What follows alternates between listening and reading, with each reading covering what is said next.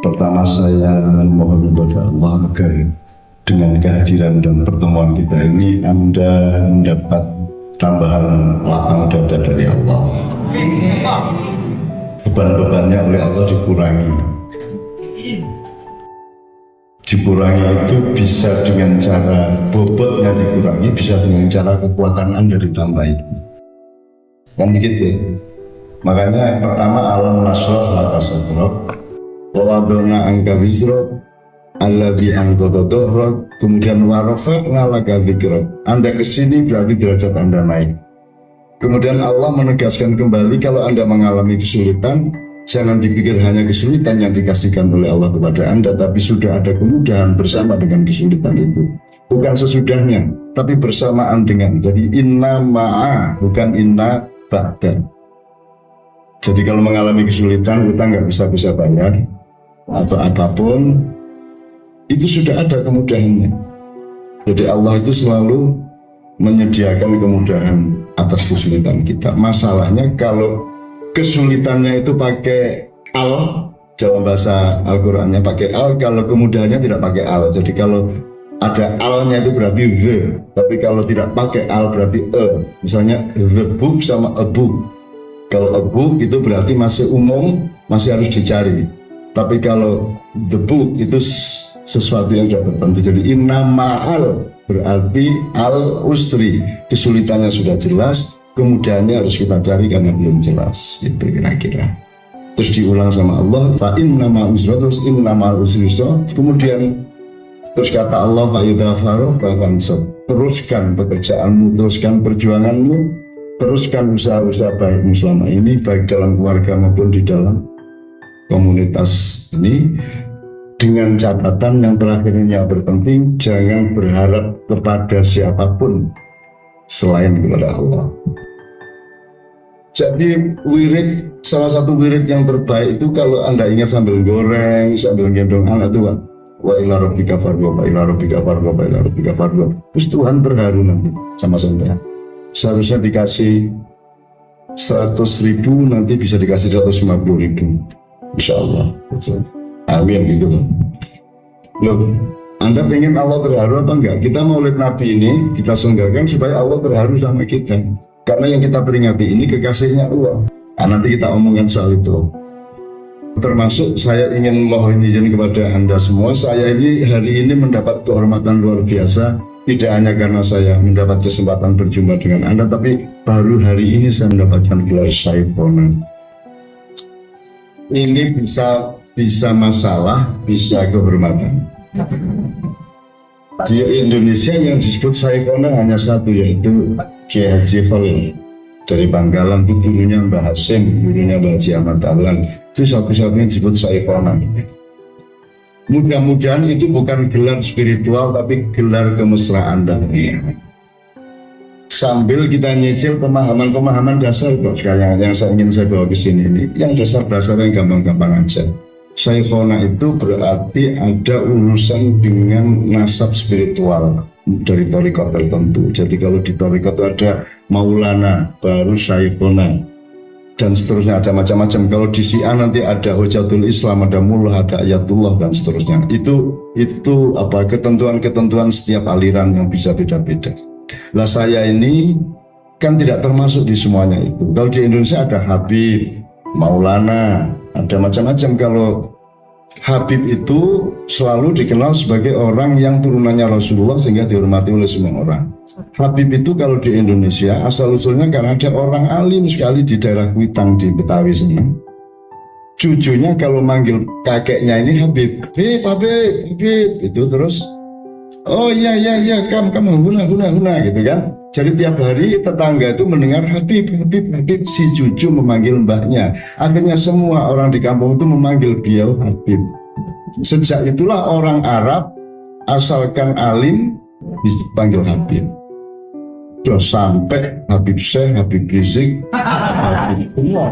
Pokoknya asal kelihatan, mohon maaf, asal kelihatan orang yang mancung, terus pakai ban Vespa di sininya, itu Habib. Ini saya tidak mempersoalkan, saya hanya ingin meneguhkan kembali pemahaman kita yang kecil-kecil. Aslinya kalau turunan Rasulullah itu ada dua. Kalau lewat Sayyidina Hasan bin Ali, dia dipanggil Sayyid. Kalau lewat Sayyidina Husain bin Ali, berarti dipanggil Syarif. Seperti Syarif Hidayatullah itu berarti turunan Sayyidina Husain. Tapi kalau Sayyid itu kalau di kampung-kampung Arab ada ye. Kalau ada ye berarti Sayyid dia, berarti dia turunan Sayyidina Hasan. Gitu. Lah saya ini Habib ya bukan, Sayyid ya bukan, Syarif ya bukan. Gitu. Oke, ini sekedar pengetahuan sebab di Indonesia ini apa saja dikomoditaskan, apa saja dijadikan barang jualan, termasuk Mbah Yai Hasyim Asy'ari itu bukan Mbah Kiai Hasyim Asy'ari, tapi Mbah Yai. Yai loh ya, Yai bukan Kiai. Kiai itu gabungan antara Ki dengan Yai. Kalau Ki itu panggilan budaya seperti Ki Hajar Dewantoro, Ki Mangun Sarkoro, Ki Hadi Sugito, Ki Mantep, Ki Gendeng Pamungkas. Nah, Ki itu berasal dari tradisi Jogja Solo. Ki itu biasanya dipakai untuk, kalau dulu Indonesia ini bukan negara kesatuan tapi negara persemakmuran. Jadi setiap perdikan atau kabupaten kira-kira itu dipimpin oleh, kalau nggak Ki Ageng, Ki Gede. Kalau Ki Gede itu urusannya teritorial, kalau Ki Ageng ada plus spiritualnya, maka disebut Ki. Dan itu tidak di Jawa Timur, hanya di Jawa Tengah. Nah, ketika ada Yai dari Jawa Timur ke daerah Jawa Tengah, Ki Sopo kae gitu. Terus oh Yai oh Kiai, ya, baru gabung Ki dengan Yai. Misalnya seperti itu menurut saya. Nah, ya kalau Anda nggak percaya bikin sendiri, memang begitu. Ya, memang begitu. Nah, yang penting kita memahami kuantitas kualitasnya, kemudian kita pahami benar supaya kita tidak gampang tertipu di dalam mekanisme komoditas budaya yang banyak terjadi di Indonesia, gitu ya. Saya ini kan tidak termasuk di mana-mana. Pemerintah bukan, ormas enggak, spiritual enggak. Kalau ada kongres ustadz dan ulama saya enggak diundang, ada muktamar NU saya enggak diundang, muktamar Muhammadiyah saya enggak diundang. Saya ini excluded, saya ini bahkan bukan faktor dimanapun. Saya bukan siapa-siapa, saya tidak berperan apa-apa, ya. Jadi Anda tidak boleh berharap apapun dari saya. Ya, begitu. Yang saya lakukan sekarang adalah memenuhi permintaan dan menjalani kemesraan bersama, supaya kemesraan kita hari ini oleh Allah ditaburi dengan ilmu dan cahaya.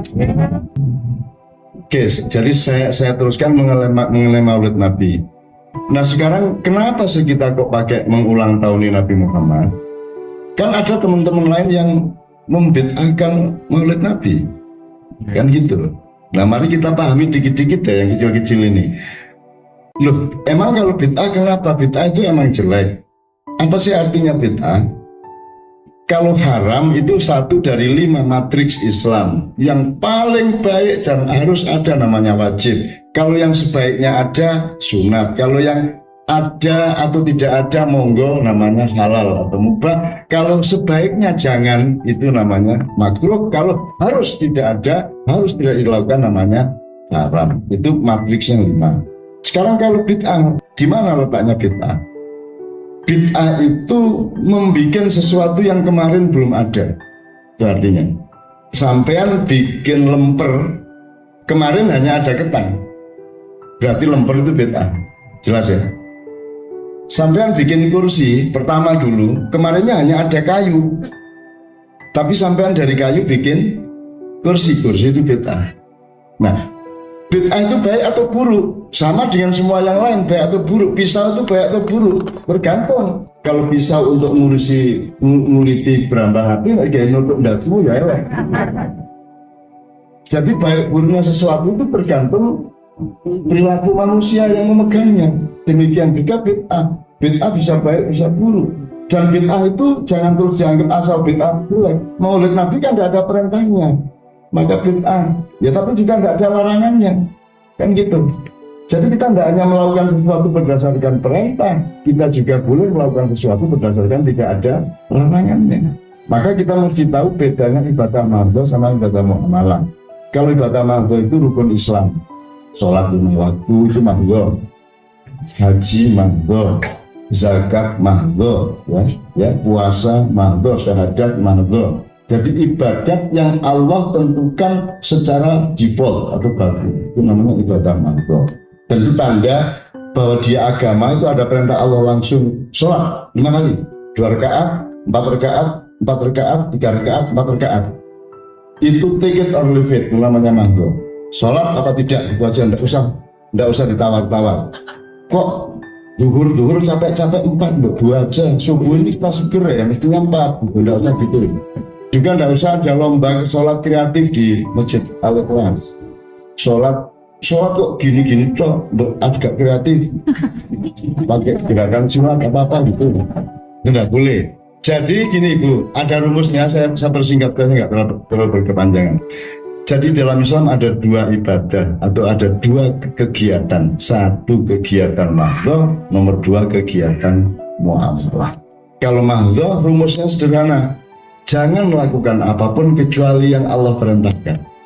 Jadi jangan ngapa-ngapain kecuali Allah memerintahkan. Kalau nggak Allah suruh sholat, nggak usah sholat.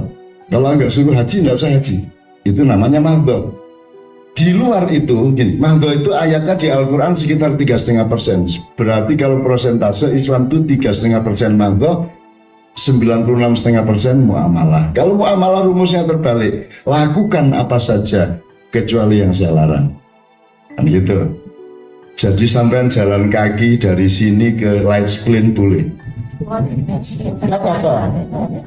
Terus saya dulu gelandang di sana tahun 1984-85, saya tahu persis Light Spleen, saya tahu persis. Oke, Light Spleen itu ya taman di tengah kota. Sekarang udah baru, saya nggak tahu fungsi-fungsi yang baru. Jadi pokoknya kalau muamalah itu lakukan apa saja nggak apa-apa, kecuali yang saya larang. Jadi kalau ngomong bid'ah itu letaknya ada di 3,5% Bapak-Bapak. Jadi kalau sampai merubah yang 3,5% itu namanya bid'ah. Kalau yang di 96,5% muamalah tidak ada bid'ah. Nabi Muhammad tidak pernah pakai peci, sampai boleh pakai peci, jangan disebut bid'ah. Nabi Muhammad nanti kalau ketemu di akhirat bilang tidak pernah pakai peci toh. Ya. Nabi Musa, nanti kalau ketemu Nabi Musa sampai bawa Samsung. Heran ya, sampai nggak ngerti ini apa. Ini namanya browsing. Nabi Musa nggak pernah pegang handphone. Semua Nabi nggak pernah pegang mikrofon. Ya, Nabi Muhammad tidak pernah pakai sarung, tidak pernah pakai peci, apalagi ada garis-garisnya. Nggak ada. Jangan disebut bid'ah karena itu urusan muamalah. Bid'ah itu kalau ibadah mahdoh dirubah, itu baru bid'ah. Gitu loh. Jadi kalau disebut itu bid'ah, dia nggak ngerti bid'ah, karena bid'ah itu sifat Allah itu maha pembikin bid'ah.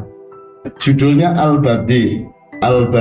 Jadi di Asmaul Husna itu Al-Badi, Allah yang maha menciptakan sesuatu yang sebelumnya belum ada, yang sebelumnya tidak ada, itu Al-Badi, yaitu ahli bid'ah.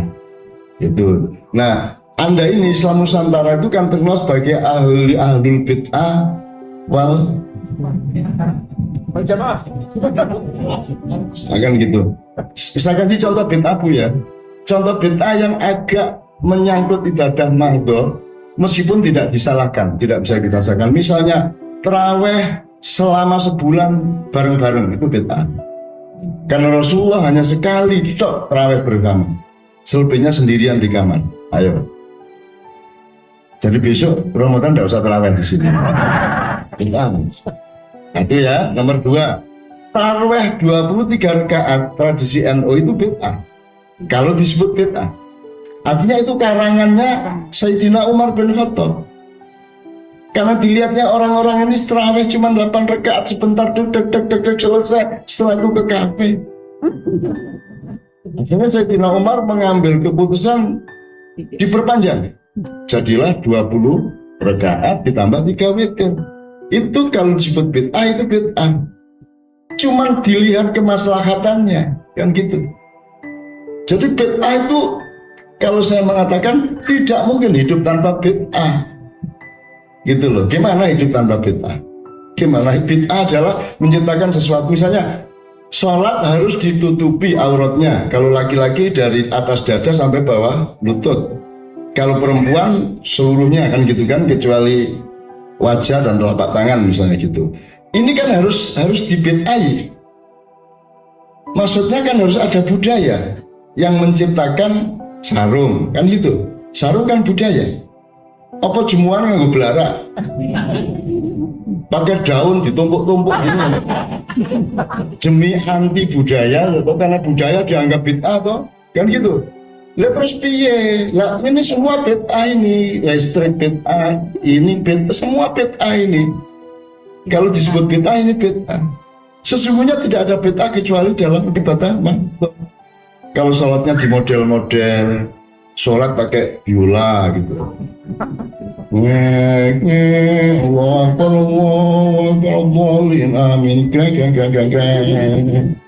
Allahu Akbar, bulan kentak.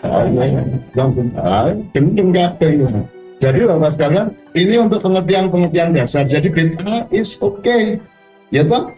Tapi tetap diukur. Orang Islam itu berpikir dinamis. Saya tanya, makan nasi halal apa haram, Bu? Itu zatnya, barangnya yang halal. Tapi kalau nasi curian, jadi nanti dulu halal haram itu ada dinamikanya, ada konteksnya, ada ilatnya. Maka fikih itu berkembang, maka ada usulul fikih, ada filsafat hukum, gitu loh. Sholat di tengah jalan raya di Sudirman sama di Tamrin, sholat Jumat halal apa haram? Nah kan gitu, terus berdebat kemarin. Nah di sini kan ada the environment of the item. Jadi ada lingkungan masalah. Jadi kalau dari pihaknya orang Islam, sholat itu dimanapun boleh.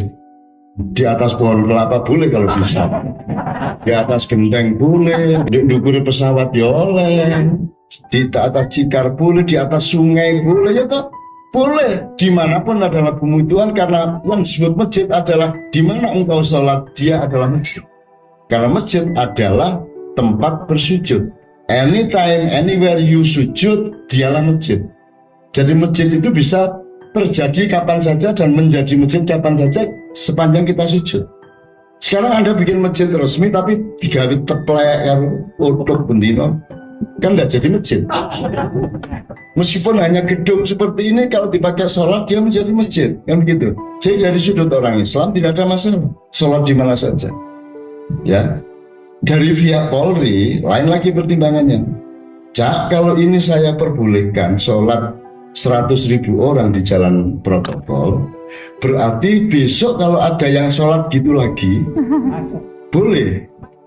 Jadi kalau besok saya bolehkan, nanti buruh juga sholat di situ harus boleh, mahasiswa boleh, UPM di jalan protokol di Jayapura memenuhi jalan kebaktian boleh. Jadi tidak bisa dilarang lagi. Kalau boleh berarti nanti bisa dipakai untuk alat-alat politik yang bisa mengganggu kedaulatan dan seterusnya, maka Polri bertahan tidak boleh. Akhirnya saya kasih usul fikih Pak Titonya, gini loh Pak, dalam usul fikih itu ada gini, mudarat kecil boleh dilakukan untuk menghindari mudarat besar. Ada beberapa retorika untuk itu. Mudarat kecil maksudnya sampean mencoba menawar Habib Rizik dan lain-lain, itu berarti mudarat kecil, toh ini iso gelut ini, gitu. Tapi kalau nggak ditawar, kalau diperbolehkan sholat di situ bisa terjadi mudarat besar, yaitu mudarat kedaulatan, mudarat politik. Asalkan lihat siapa simulasi, nggak usah 100.000 orang di jalan raya, nggak usah 1 orang aja. Dah, nanti asar Anda ke jalan depan, ya, sinto wong sinto begitu Allahu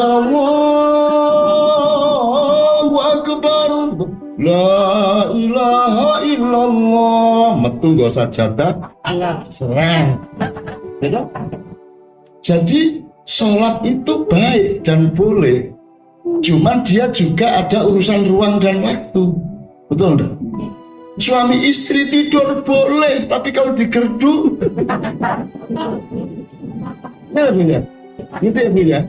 Jadi tidak ada sesuatu bisa berdiri sendiri. Dia punya lingkungan konteks, dia punya environment of things, kan gitu. Main gitar boleh, cuman jangan di sampingnya orang yang sakit gigi. Enggak? Ya diduga enggak semua nih. Jelas ya Bapak ya Ibu ya.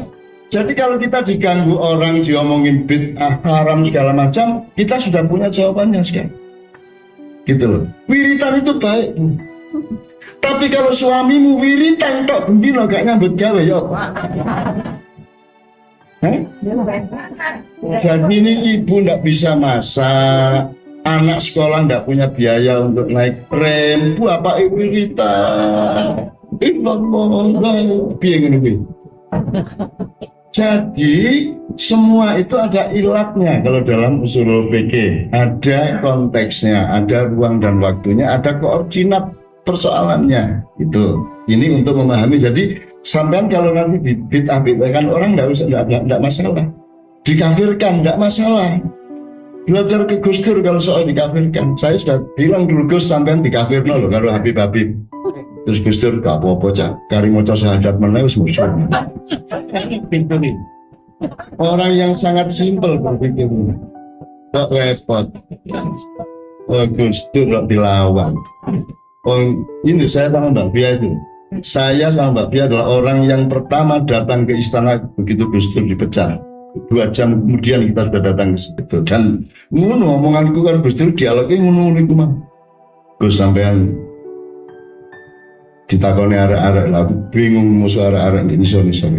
Susah saya. Mereka selalu tanya itu kalau 7 harian itu bid'ah apa tidak? Yasinan 40 hari, 3 hari, 100 hari itu doanya sampai apa enggak? Gitu kan? Arek-arek takon Gus, ini doanya sampai apa enggak kalau tahlilan? Gus takon lah, balik apa enggak doanya? Maksudnya ya apa Gus? Ya doanya yang dikirim itu balik apa enggak?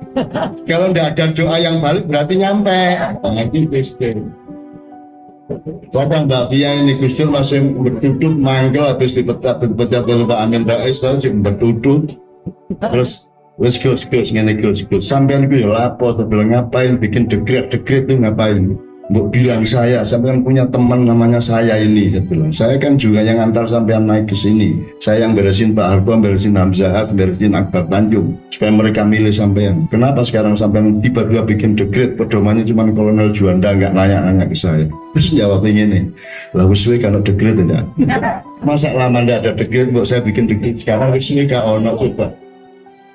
Ya tapi kan dihitung Gus. Sampean nggak ngerti siapa komandan pasukan tank yang kemarin mengepung istana. Itu Mbak Via bisa beresin dia. Karena ketika sampean akan bikin dekret, moncongnya menghadap ke rakyat. Begitu sampean umumkan dekret, moncongnya menghadap istana. Kalau tadinya itu dia warning kepada rakyat, nggak usah main-main, saya bela presiden. Begitu Gus Dur dekret, moncongnya ke istana. Rakyat tenang aja. Kalau kamu marah, aku yang menghadapi presiden, bukan gitu. Terus Gus Dur ini, ya cak jenenge teplek kadang kalah kadang menang. Ya Allah Gus Dur akhirnya Markus kemudian keluar ke istana, ke halaman kangge katok cendak ngangge kalungan sarung gini lah. Ya seluruh dunia menangis, malaikat ikut menangis tapi kemudian tertawa karena Gus Dur sendiri itu acting. Begitu masuk ditutup pintunya, yes. Juga yes Gus.